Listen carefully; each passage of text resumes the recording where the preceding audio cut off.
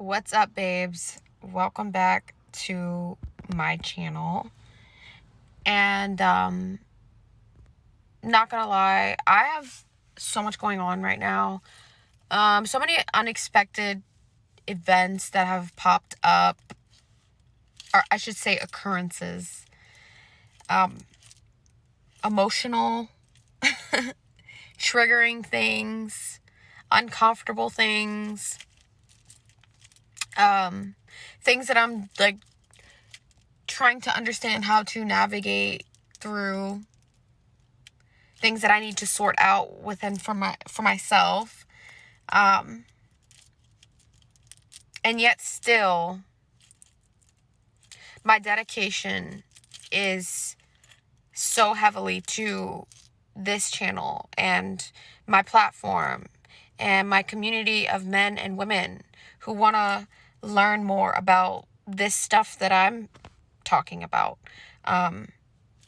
who want to understand more about relational things. Because, I talk so much more about, I talk more than just relationships and dating and, advice for women who are dating or, creating polarity. Like, I love that kind of stuff, communication and stuff, but I talk about so much more than just that. I talk about the crisis of masculinity and the crisis of femininity and how it's severely lacking and how there is an evil force out there, really coming against our men, and how we really need our men to be the pillars of this society, and how, strong men build strong families, and then strong families build a strong society. I talk about so much deeper stuff than just, oh, she teaches dating and relationships. Oh, she's talking about men and how, all the bad things that men do. That's kind of what people, especially that know me on a more personal level, that's just kind of what they run with, because they want to, for their own stories in their own heads, the stories that they create for themselves about me, for whatever it is that they've got going on. They'll just come up and say, oh, she's, what makes her, what gives her the validation to talk about this kind of stuff. And truth be told, I don't need the validation. I don't need worldly and earthly validations. I just need a calling and a message from God. That's all I need. I need to please him, and that's all I'm worried about. I don't care if people on this earth are unpleased or questioning my belief systems and questioning what it is that I'm here to do. I know that I had a passion so strong and a calling.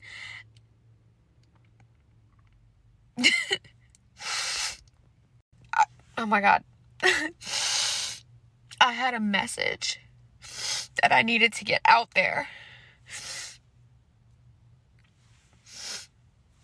to offer help, to offer insight. And that's what I know best. I had a message and a voice that needed to be heard, and for a better reason than just, oh, she has a pretty face. Oh, she knows how to dress well. Oh, she can be on the front of a magazine. That's all great. And I love doing that stuff. But I have a bigger message. And I didn't expect for this to make me emotional. I guess I was already kind of there. I was already kind of in that space. This only kind of re-triggered that. Anyways, I really didn't particularly come on here to cry. That's just kind of a normal thing with me. But actually, I wanted to talk about femininity and working, and how it is possible to still embody your femininity while you are having to either work a career or pursue goals, or, going to school full time, whatever your situation may be. Just tips that you can implement into your lifestyle to help you embody more of your God-given feminine energy. And even though you are having to, take care of a lot of masculine things and live in a more masculine world, a world that is set up for the masculine hormonal system, using more of your masculine traits, your masculine brain power. It's so difficult for us women today because all they do is sell to you this facade that feminism is the way and feminism is female empowerment, when it's actually a complete sick and twisted joke. And it hates women. It hates what women's bodies are capable of doing. It hates what a woman's power is capable of being. It hates it. So, what are some ways that you can help yourself to feel more feminine in a world that is pressuring you to be more masculinized? And one of the ways is giving yourself the option, right?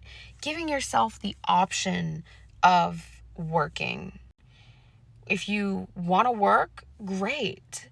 You don't have to lose your identity of femininity just because you decide to work. But if you feel like you have the option, then you are expressing your true freedoms, your fullness of freedoms. And that is ultimately femininity. Femininity is the decision to decide for yourself, to have full freedom in whatever it is that you are doing. Masculinity is more about sacrificing. Masculinity is more about service and selflessness. But femininity is about infinite freedom and simply feeling like you have the option to work or to not work can just do tremendous work in your life. Just tremendous energetic workings in your life. Just make you feel that you are sitting in a more abundant place simply because you know that you have the option not to. And that could mean that you have a provider husband, or you have a provider father, a provider brother, a provider uncle, a man whom you fall back on, whom you can rely on to be that rock for you and to be that stable provider in your life. Feeling like you have that option to lean on them in case you are in a highly vulnerable state, as us women mostly are. Or even if you want to give yourself the option to not feeling trapped in a certain work environment, not feeling like you are trapped in doing a job that you absolutely hate and have no passion in, that doesn't fill your cup up in any way, feeling like you have to constantly battle a job day in and day out that you maybe hate doing, right? That doesn't bring you any joy. That's an option. Feeling like you can leave that job and go find something better that does fill you up more. Another big factor in helping you to embody more innate feminine energy is just simply working part-time. If you want to work, but you don't want to overwhelm yourself and overload yourself. Just simply working part-time and allowing yourself time during the week to have off, have rest,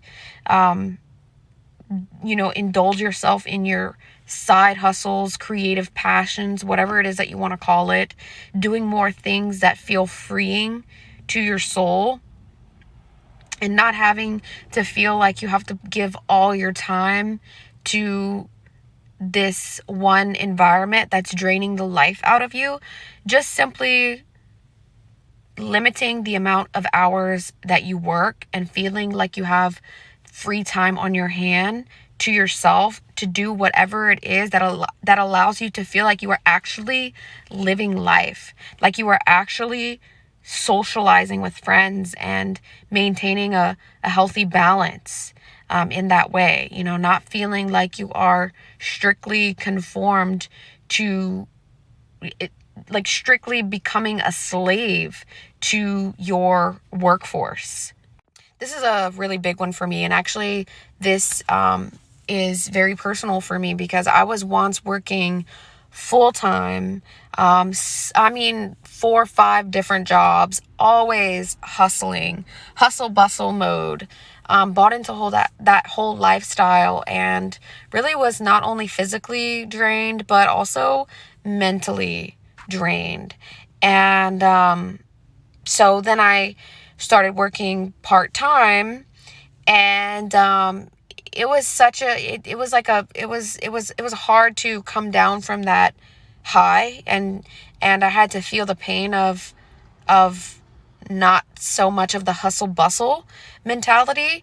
But now going back and like thinking about putting myself back into that hustle bustle mentality, that's what's painful to me. So I just flipped the script completely, because too much of a good thing is not a good thing. And if you are overloading yourself in that area, even if you like your job, you can start to hate it if it strips you from your freedoms and strips your creativity out of you, and it strips the time that you want to use to connect and socialize and be in relationship to others. It can begin to strip you of that, and then you begin to slowly hate it, even if you once loved it. You know what I mean? So that might even look like, with working part-time and falling back on a provider, that may look like for some of you living with family members. Obviously, if you're married, you have a husband and just live with your husband, but living with family members, living with close friends and relatives, living in more of maybe like a smaller space and downsizing, things that don't just require you to live to work. So being more intentional with your income. And you don't have to be one of those boss babes, go-getters, strive to make all the money in the world. And even though, I'm a huge proponent of that. I want that. I am all about prosperity and abundance and all of God's people living in wealth and passing on generations of wealth, like as the Bible calls us to do. I am all for that kind of mentality and those goals. But the reality is that, especially if you see yourself with a simple life of having kids and having a husband, not being so caught up in what's new and trending on the market and how much money you can make, and, getting caught up in the social media pressures of, you should be making this much money by this amount of time, or if you are behind on your journey, whereas maybe someone on social media, they made their first $1 million in the first 6 months, and you feel like, well, where's my place? When is my time coming? That gets so easy to get caught up into, and I've been so guilty of that. But I think that the most important message overall is to being smart and being intentional with your money, and not feeling like you really have to attain a certain lifestyle in order to feel fulfilled and be happy. Yeah, because you can be abundant in smaller things and appreciating in the smaller things and little luxuries in life, because that's where the real wealth is created. Real wealth is in your freedoms and the time that you have to, value the things that really matter to you, such as family and community and things like that. That's where the real wealth is. It's not in the tangible, Chanel purses and things of that nature. Okay, so another tip to implement into your routine, to ensure that you are still embodying in your femininity, is investing back into yourself. So if you're making a decent amount of money and you're just letting all that money go to sacrificial things such as bills, taxes, contributing to the government, what all of these things that we are required to do, pouring and investing some of that back into yourself, because investing into yourself is the most important investment and the biggest financial decision of your life. Right along with getting married, okay? The person that you choose to marry. So investing some of that money back into yourself. And yes, it's not just the superficial of, maintaining your haircuts, which I really strongly recommend. So that may look like investing in coaching, in mentorship, investing into tools to help you grow your passions, grow a business. Maybe if you're building a business, investing into your learning, polish yourself up in learning new skills, and 1,000,000,000,000% investing into your outer appearance, your physical beauty. Just as much as inner beauty, physical beauty also matters. So investing into a gym membership, if you want to go to a gym, pay for a gym, getting in the best shape of your life, working out weekly, investing into your health in that way, and also in eating better, taking better care of your health and monitoring what you are feeding yourself, because that's going to reflect on the outside. That's going to reflect your outward appearance, and of course affect your overall fertility. So monitoring what you are feeding yourself internally, what you are consuming, the kind of content that you are consuming. This all really, really manifest into our physical appearance. Everything that we consume, whether it be energetically, vocally, spiritually, physically, like what we are eating, all of this that we are consuming affects our appearance and how we show up in the world. It's really quite fascinating. So yes, I would recommend that, keeping up with your routine haircuts, hair colorings, if that's what you're into. If you're into nails, getting your nails done, keeping up with that, investing into your outside appearance, shopping. Shopping is a huge feminine activity, stimulating female hormones, stimulating female sensory information, just overall like a female stimulating activity to relish yourself in. I'm sorry, I don't know why I couldn't think of that.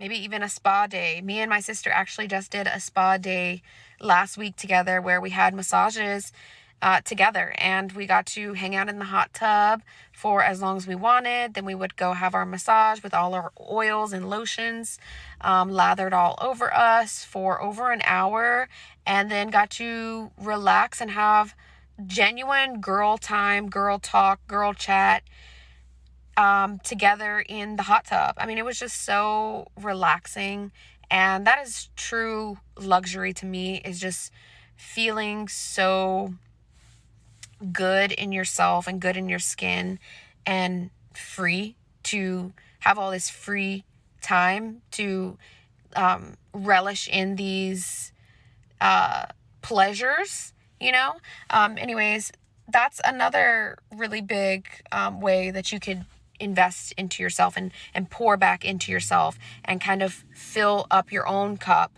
so that way you can take from your cup and pour into other people's cup, maybe your loved ones, maybe people that are heavily relying on you, whether it be children, whether it be family, whether it be friends, just filling up your own cup and allowing your cup to be filled, so that way you can pour from yours into everyone else's that you have to. Feminine energy is about being filled up, and pouring back into herself. And masculinity is about pouring into others. And masculinity is about releasing. It's a release of energy. And if you think about it in sexual terms, you can understand this analogy very clearly. Femininity gets filled up and creates something from that filling, right? Creates something life-giving, creates something beautiful. And masculine energy is about a release. Masculine energy is about giving and releasing, right? Masculinity releases energy into the feminine energy, and feminine energy takes in that energy and does this magic potion of conjuring something up and creating and giving it more life and abundance. So masculine energy is about the release. Feminine energy is about filling, refilling. This is why feminine energy needs to be recharged and refilled continuously through experiencing rest and recover and life's little luxuries, going on trips, being in surrounded in family, being surrounded in nature, grounding in nature, putting your feet into the sand and feeling the sand, using that sensuality that we have been gifted as feminine beings. Filling yourself up in the ways that you feel is necessary to benefit your well-being is tremendously going to help you in embodying more of your innate femininity. And that means having a spiritual foundation to fall back on. Okay? I'm always going to encourage, my biggest, greatest message on here is having a spiritual foundation to fall back on for every single person, either men or women. Because when we don't have something greater to rely on, a greater power to look up to, God himself, when we don't have that spiritual foundation, our life can really tend to unfold in shambles. And we have this anxiety that just takes over us. We just get infested with so many evil spirits when we don't have God as our ultimate source and our ultimate provider and our ultimate one to rely on. okay?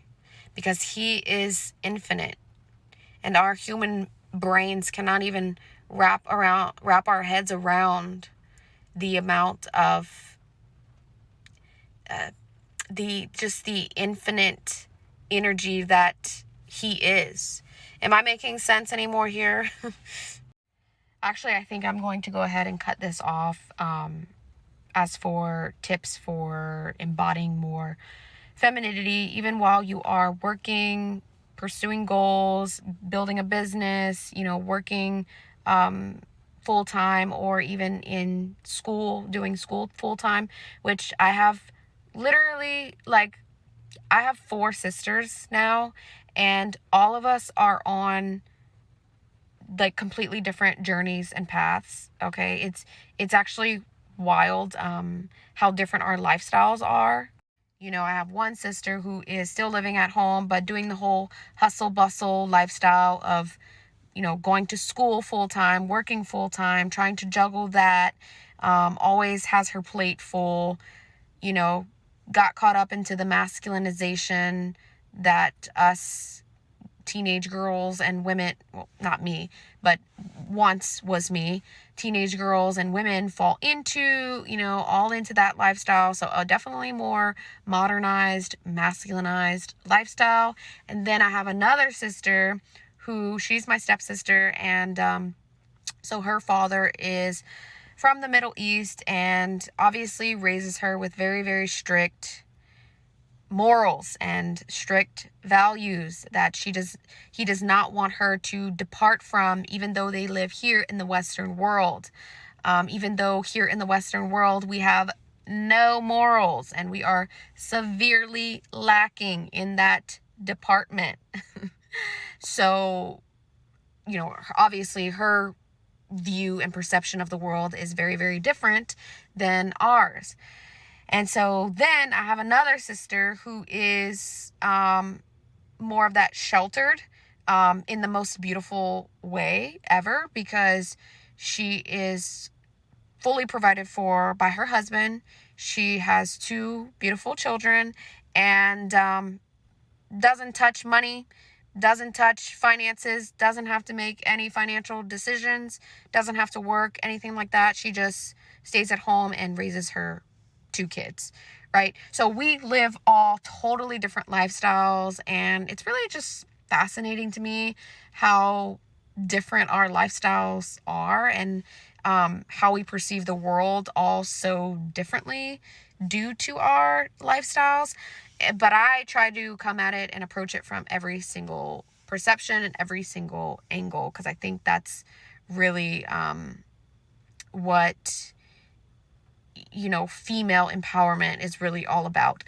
But anyways, I'm going to shut up now. I'm going to be cut off soon anyways. If you guys want to see a part 2 to helping you to embody feminine energy, even while you are doing these masculine things in a masculinized world built out for masculine men and their hormonal system, let me know, subscribe, leave a comment, send me a DM or email. I always get back to you. And yeah, hopefully I will see you guys in the next video. I love you.